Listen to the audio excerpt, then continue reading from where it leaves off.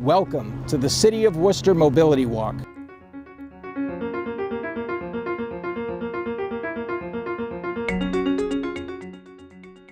My name's Joe Pacillo. I am an ADA advocate and consultant. I've been working in disability rights since the mid-1970s. While it has been 27 years since the advent and passage of the Americans with Disabilities Act, there are still many things that we need to do in the community aside from just having curb cuts and walkways wide enough to accommodate wheelchairs. The goal for the mobility walk today is to do a pulse check and see where we are in the city of Worcester and how well we're doing accommodating a mobility impairment as it relates to the external environment. While we do most things, fairly well, there are exceptions and caveats upon which we can vastly improve. And changes to enhance the viability for those of us who are mobility impaired will also make it easier for others to get about the city as well. Our elderly population, mothers with small children, anyone with a stroller or a walker, all can benefit by having more universal designed, enabled environments within the city. So I hope you enjoy the walk. We have a brief video for you to view that will enable you to come up to speed on how to use a wheelchair and how to enjoy yourself to keep you from getting injured during the event. Thank you.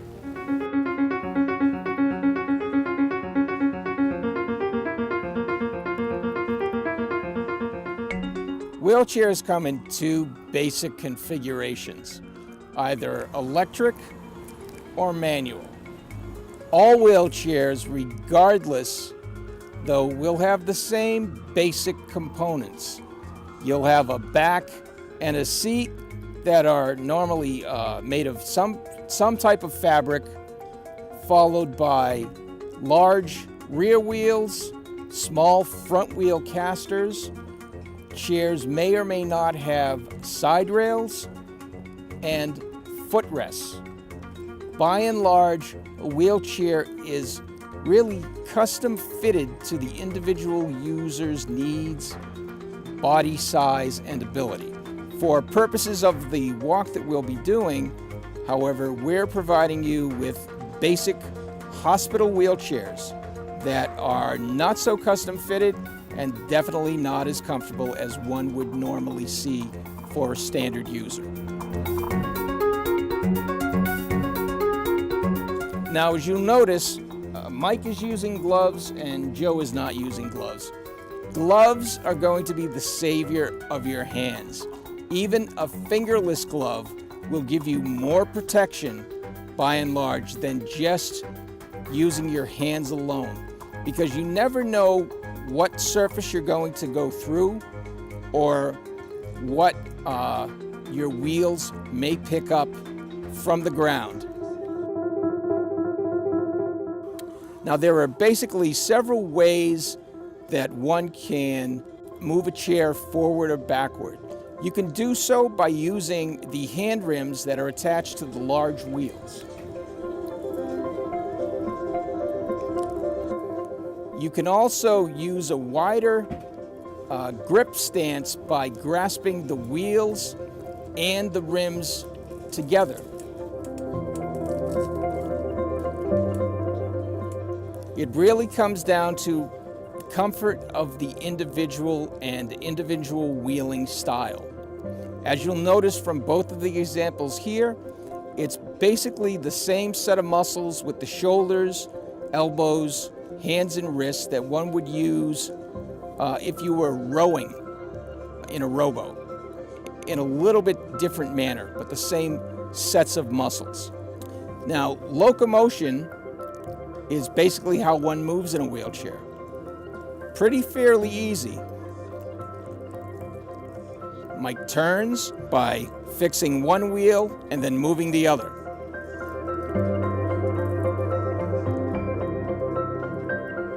And then backing up is simple, just using both hands in a very simple motion to move the chair. Again, we go forward. Joe will turn.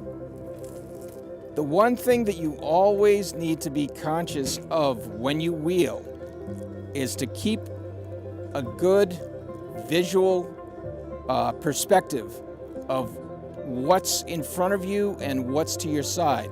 Oftentimes, especially when approaching a corner, you want to watch shadows on the floor to aid you to see that you don't end up taking someone out.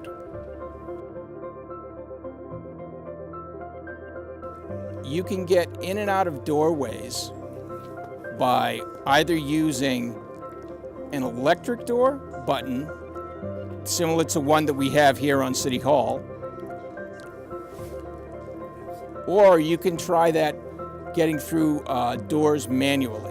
So as you'll see, Joe is opening the door with his right hand, holding it open, and wheeling him and pulling himself through with the other.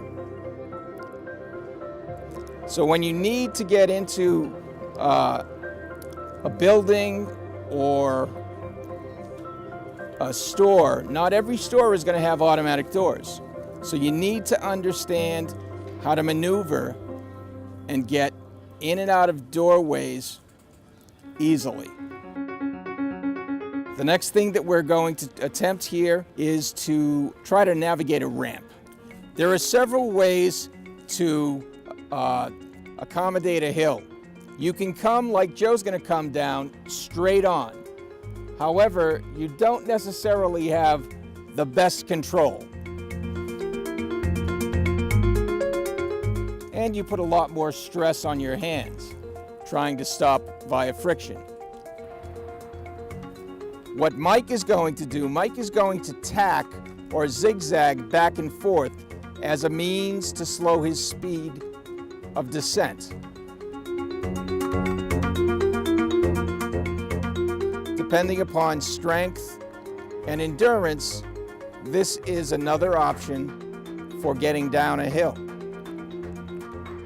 Now, getting up a hill is just as easy. What I would suggest, though, is from a posture standpoint, you're going to want to put your bottom all the way back in the wheelchair and move the top portion of your body forward for leverage.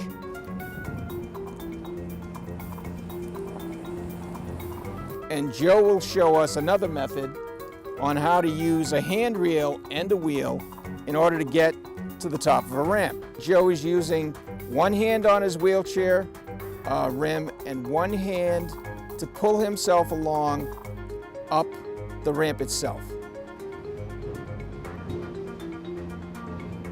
So there are options that each of these individuals have used to get up an incline or a hill.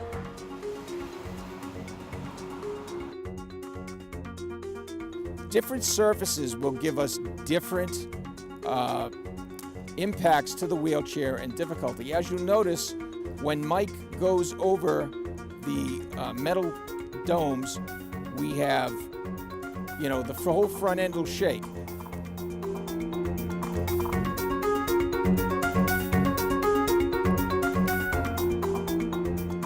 Joe is now going to go on the basic concrete, which is a bit smoother of a ride than on the block concrete.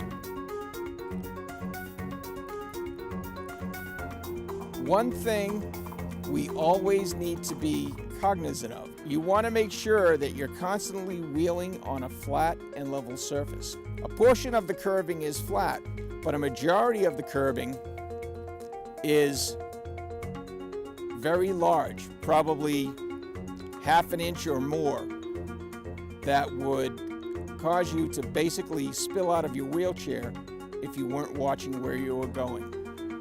So the point here is you always need to be aware of your surroundings, to make sure that you keep yourself safe at all times. When approaching a crosswalk that are brick, you're going to notice a different surface type, which is a little bit more challenging to get across. You also want to be cautious to make sure you don't get hit. So it may take a little bit more effort, and you will get a little bit more of a bounced type of ride getting across brick that you normally wouldn't feel on a usual concrete sidewalk. One of the things that we talk about always are divots and other areas that have a potential hazard to really make it difficult to wheel. As you'll see, Mike is having a tremendous amount of problems getting over what would normally be a small imperfection in the sidewalk. So always be cautious and cognizant of where exactly you're propelling yourself. Opt for, if you can, going on the basic well-paved areas. As a rule, we want to avoid storm drain grates at all costs.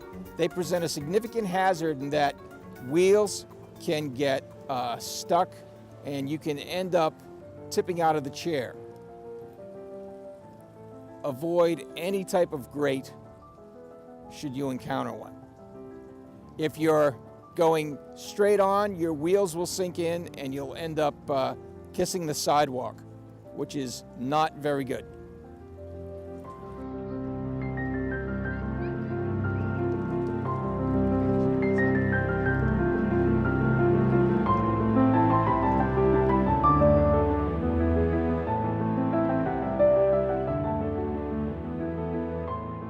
In life, one journeys along many paths. The journey you will undertake is vast and limitless. You have an opportunity to take a journey that only a select few have embarked upon before. Your destination is a middle ground between knowledge and experience that lies somewhere between conscious and unconscious thought, leading to understanding. Your next stop, the Worcester Mobility Walk.